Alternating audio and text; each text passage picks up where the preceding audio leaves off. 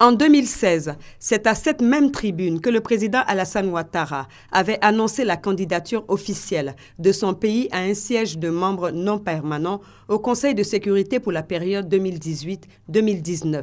Il n'y avait donc pas meilleur endroit pour exprimer la reconnaissance de la Côte d'Ivoire envers la communauté internationale depuis son élection le 2 juin dernier.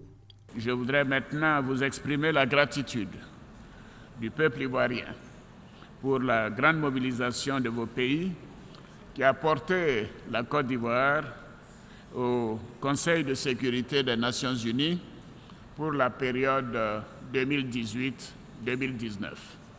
Cette élection témoigne de votre soutien à l'engagement constant de mon pays en faveur de la paix et du dialogue. Priorité à l'être humain, paix et vie décente pour tous sur une planète préservée. Le thème de cette 72e Assemblée générale des Nations unies est, selon le président Alassane Ouattara, un appel urgent à l'action pour venir à bout des phénomènes tels le terrorisme. Depuis 2001, l'architecture antiterroriste mondiale mise en place par notre organisation s'est considérablement renforcée au plan légal et en matière de coordination de l'action internationale. En dépit de ces évolutions encourageantes et du succès des opérations antiterroristes menées par les grandes puissances et leurs alliés au Moyen-Orient et dans une moindre mesure en Afrique, le monde peine à trouver une réponse collective satisfaisante contre le terrorisme.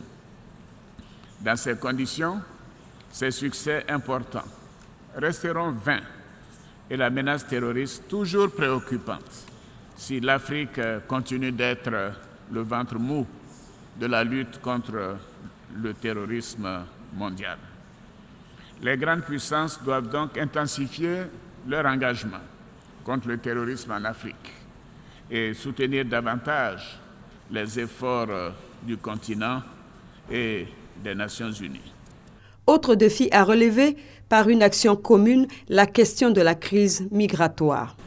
Toutes les actions en vue de lutter contre l'immigration clandestine, le trafic des êtres humains et la contrebande n'ont pas empêché ce phénomène qui continue d'engloutir des milliers de jeunes en provenance des pays africains dans la Méditerranée. Bien au contraire, elles ont contribué dans bien des cas à la fragilisation, à la fragilisation de la démocratie et à la montée des sentiments extrêmes, y compris dans les démocraties occidentales établies. Pour mettre fin à ces migrations périlleuses, les pays développés, notamment les pays et les régions d'accueil des migrants, doivent mobiliser les investissements et les ressources nécessaires au financement du développement dans les pays de départ et de transit des migrants. En Côte d'Ivoire, la riposte contre ce fléau privilégie la prévention par la sensibilisation et l'assistance au retour des candidats à l'immigration clandestine, ainsi que le démantèlement des réseaux de passeurs. La montée des tensions dans la péninsule coréenne inquiète le monde, mais il convient d'agir avec prudence, selon Alassane Ouattara. Monsieur le Président, la préservation de la paix et de la sécurité dans le monde passe également par la gestion stricte de la question des armes nucléaires.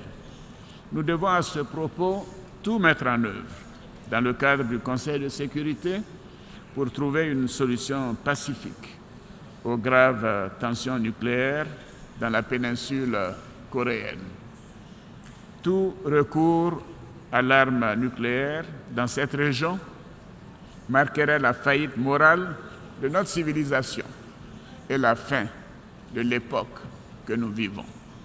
Elle ferait courir le risque d'un conflit nucléaire aux conséquences imprévisibles. J'invite donc les grandes puissances à la retenue,